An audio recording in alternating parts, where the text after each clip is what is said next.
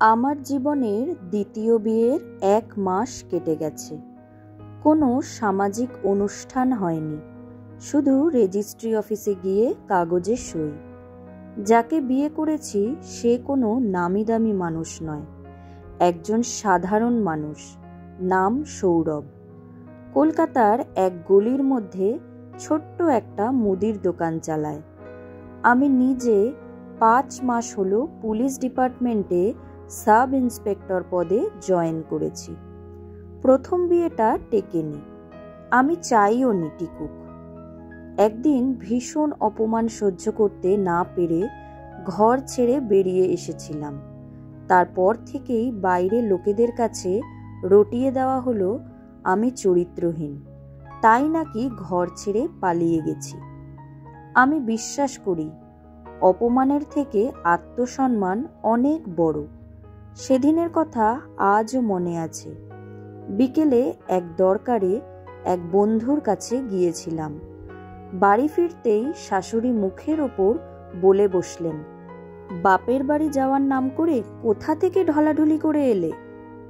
আমি অবাক হয়ে বললাম, আপনি কি সব বাজে কথা বলছেন? শাশুড়ি ঠান্ডা গলায় উত্তর দিলেন, ঠিকই বলছি। আমাদের অরুণ চোখে দেখেছে তুমি নাকি কলেজ মোড়ের এক অচেনা গলি থেকে এক ছেলের সঙ্গে বেরিয়ে এলে। বাড়িতে ফেরার দরকার ছিল না, ওর সাথেই রাত কাটিয়ে আসতে পারতে। মুহূর্তে মাথায় যেন বাজ পড়ল। ও যাকে অচেনা ছেলে বলছে সে আসলে আমার স্কুল জীবনের বন্ধু অভিজিৎ। ওর কাছ থেকে 2টো বই এনেছিলাম মাত্র, কিন্তু শাশুড়ির কাছে আমার স্পষ্টীকরণের কোনো দাম নেই। শাশুড়ির শেষ কথাগুলো ছিল বিষের মতো, বেশ্যাগিরি করতে হলে ঘর ছেড়ে বেরিয়ে গিয়ে করো, আমার বাড়িতে এসব চলবে না। সেই দিনই আমি বুঝলাম এই বাড়ি আমার নয়, এই পরিবার আমার নয়, এই সংসার শুধু শ্বাসরুদ্ধকর একটা খাঁচা। আমার প্রথম স্বামী রাজীব ছিল রেলের টিটি। আমাদের বিয়ে হয়েছিল দেখাশোনার মাধ্যমে। আত্মীয়রা বাবাকে বোঝায়, সরকারি চাকরির ছেলে পেয়েছো, আর কি চাই? আমি তখন MSc পড়ছি, কিন্তু বাবা মা কোনো কথা শুনলেন না। সরকারি চাকরি করা ছেলে মানেই নাকি নিরাপদ জীবন। বিয়ের পরই বুঝলাম শিক্ষাগত যোগ্যতা নয়, যোগ্যতার একমাত্র মাপকাঠি নাকি সরকারি চাকরি। আমি MSc পাশ করেও যেন অযোগ্য, আর স্বামী মাধ্যমিকের পর পড়াশোনা না করলেও সরকারি চাকরি আছে বলে সর্বশ্রেষ্ঠ। বিয়ের পর রাজীব একদিন ঠান্ডা গলায় বলেছিল, তুমি MSc করেছো তাতে কি হয়েছে? চাকরি পেয়েছো? আমি মাধ্যমিক পাস, কিন্তু সরকারি চাকরি করি, দম থাকলে চাকরি পেয়ে দেখাও। তারপর থেকে বুঝে গেলাম এই সংসারে আমার কোনো জায়গা নেই। আমার শিক্ষা, আমার স্বপ্ন সব মাটির সঙ্গে মিশে যাচ্ছে। কিন্তু এটাই শেষ নয়। বাড়িতে প্রায়শই যাতায়াত করত আমার নন্দাই অরুণ, শাশুড়ির চোখের মণি।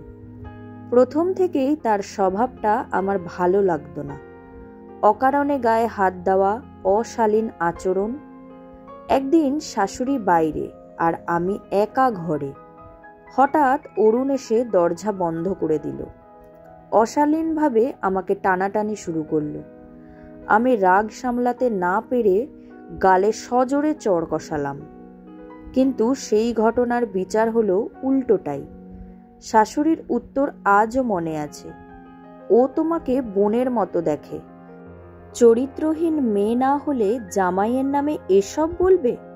সেদিনই আমার উপর থেকে সব ভরসা উঠে গেল। মেয়েরা নাকি সব সময় ভুল, যে জামাই আসল অপরাধী সে ধোয়া তুলসী পাতা। বাড়িতে অশান্তি বাড়তে থাকলো। অবশেষে একদিন বাপের বাড়ি চলে গেলাম। মাকে সব খুলে বললাম। মায়ের উত্তর ছিল, এমনটা একটু আধটু হয়েই থাকে, মানিয়ে নিয়ে চলতে হয়। বুঝলাম মেয়ের আসল আশ্রয় কোথাও নেই, বাপের বাড়িও আর আমার নয়। ফিরতি পথে দেখা হলো অভিজিতের সঙ্গে। সব শুনে ও বলল, চাকরির জন্য প্রস্তুতি নে, আমি তোর পাশে আছি। ওর কথায় নতুন আলো পেলাম। অভিজিতের পিসির বাড়িতে আশ্রয় পেলাম। পিসি আমাকে মেয়ে হিসেবে গ্রহণ করলেন। সেখান থেকেই ডিভোর্স ফাইল করি। একদিন ডিভোর্সও হলো। অবশেষে চাকরির পরীক্ষায় বসে আমি জয়ী হই। পুলিশ ডিপার্টমেন্টে যোগ দিই। অভিজিৎ আর তার পিসি আমার জীবনের মোড় ঘুরিয়ে দেয়। কিছুদিন পর আমার সঙ্গে পরিচয় হলো এক যুবকের, সৌরভ। ভীষণ ভদ্র, ভদ্রতা যেন রক্তে মিশে আছে। বাংলা সাহিত্যে MA, সরকারি চাকরি নেই, তবে একটা মুদির দোকান চালায়। আমার ভালো লেগে গেল ওকে। ওর সাধাসিধে মনের টানেই আমি আবার বাঁচতে শিখলাম। পিসি বললেন, সরকারি চাকরি নেই বলে কি হয়েছে, মানুষটা ভালো হলে সেটাই বড়। আজ আমি গর্বের সঙ্গে বলি, সরকারি চাকরি করা মানেই ভালো মানুষ নয়। ভালো মানুষ হতে লাগে মানবিকতা, ভালোবাসা। আর আমার জীবনের দিশারি সেই ভালো মানুষেরাই অভিজিৎ, পিসি আর আমার স্বামী সৌরভ। অন্ধকার ভেদ করেও আলো খুঁজে পাওয়া যায় যদি পাশে থাকে কয়েকজন সত্যিকারের মানুষ।